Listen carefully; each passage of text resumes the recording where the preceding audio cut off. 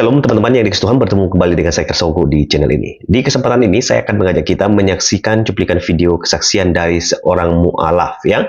Kita akan mendengarkan alasan kenapa dia mu'alaf meninggalkan kekristenan, dan kita akan mendengarkan videonya. Setelah itu saya akan memberikan argumentasi saya dan jawaban saya, penjelasan saya terhadap apa yang disampaikan oleh mu'alaf ini. Mari kita simak video berikut ini. Perkenalkan, nama saya Renova Hutagaol. Dan setelah saya masuk Islam, nama saya Nova Hasanah.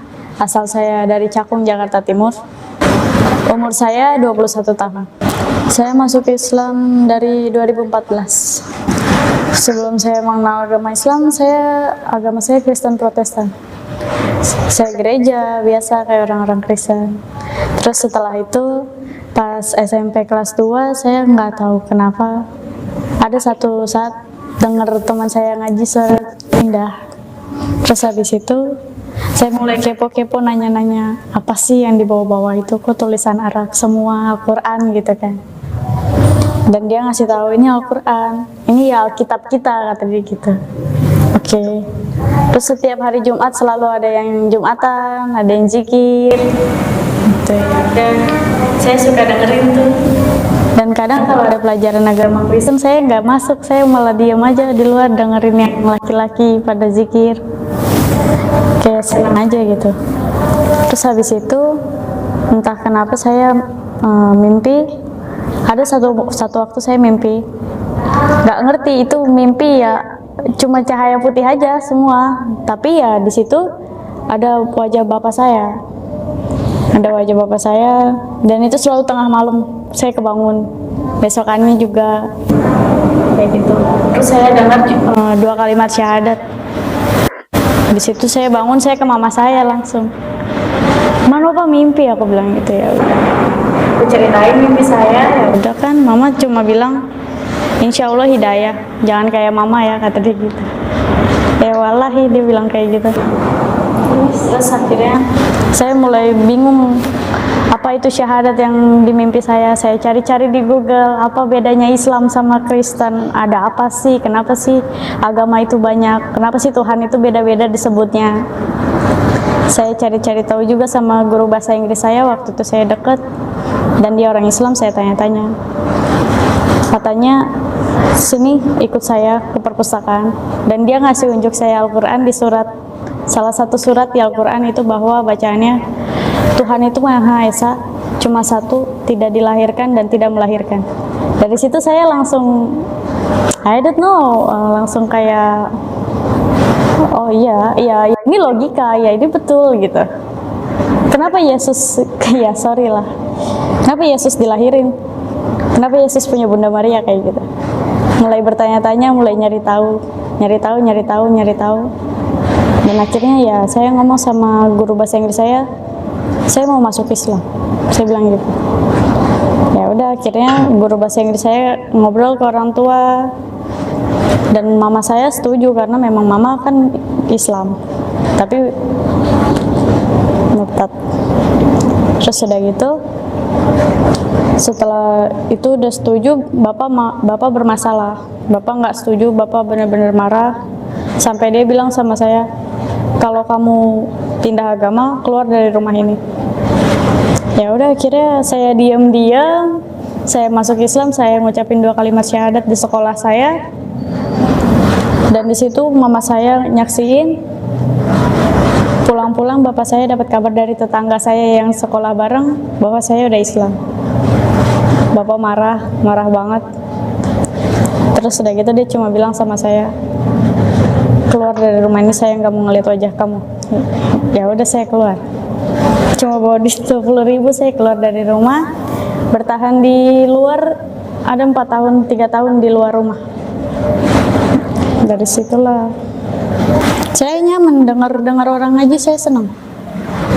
Terus yang satu lagi, saya dikasih tahu sama guru bahasa Inggris saya bahwa Tuhan itu yang nggak dilahirkan dan nggak melahirkan, Tuhan itu Esa.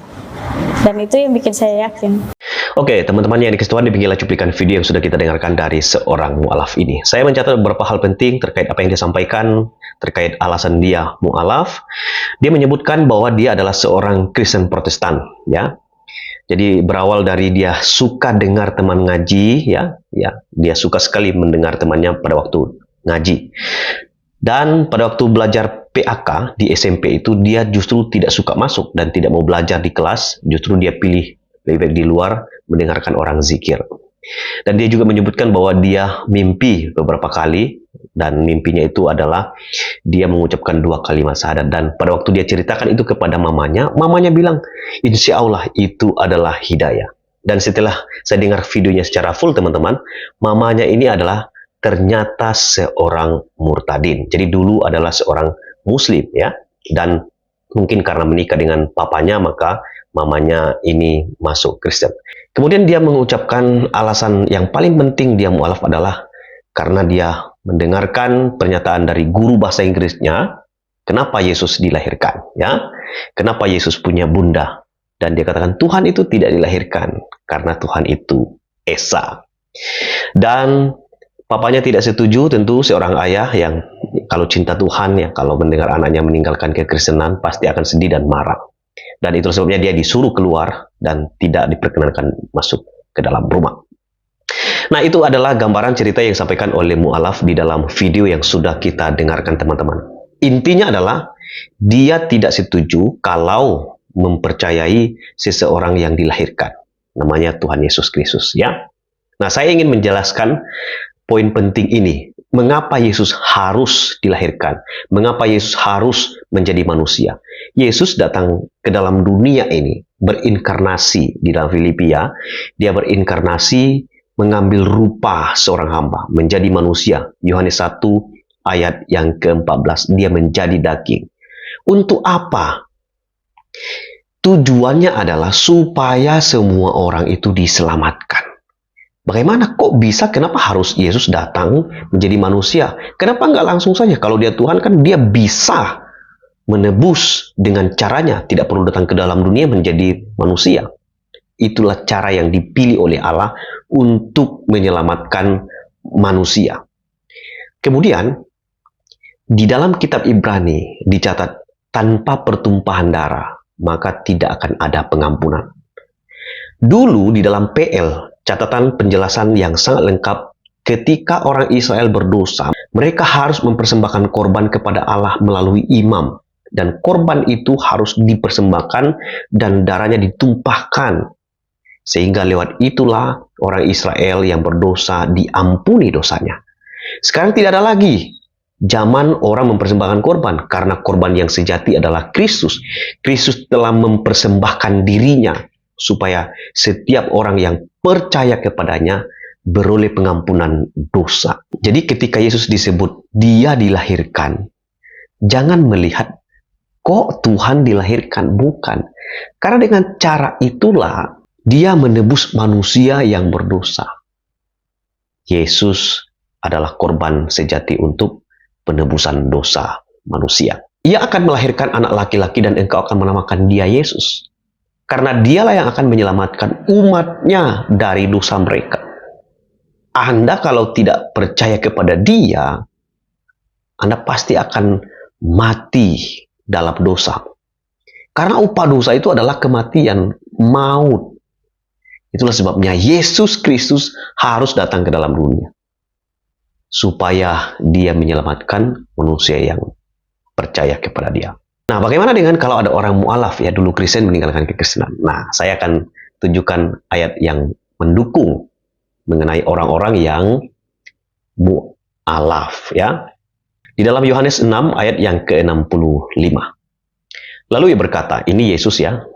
Ia berkata, sebab itu telah kukatakan kepadamu, tidak ada seorang pun dapat datang kepadaku kalau Bapa tidak mengaruniakan kepadanya. Jadi kalau dia tidak mendapat kasih karunia, kalau Bapa sendiri tidak mengaruniakan kepadanya untuk dia percaya, datang, ikut Kristus sampai selama-lamanya, dia tidak akan mungkin ikut Yesus. Dia tidak akan mungkin percaya kepada Yesus. Dia pasti akan meninggalkan Yesus. Buktinya apa?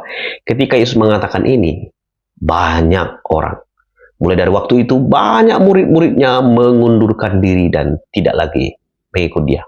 Ada masalah nggak? Ada masalah. Mereka ternyata hanya mau mengikut Yesus supaya mereka mendapat atau menikmati berkat secara materi. Tapi ingat baik-baik, saya suka sekali ayat di dalam Amsal pasal yang ke-14 ayat yang ke-12. Ada jalan yang disangka orang lurus, tetapi ujungnya maut. Jangan pikir dengan pengetahuan sendiri Anda mengatakan ini jalan lurus. Tapi jangan sampai Anda anggap itu lurus, ternyata itu ujungnya adalah maut, kematian.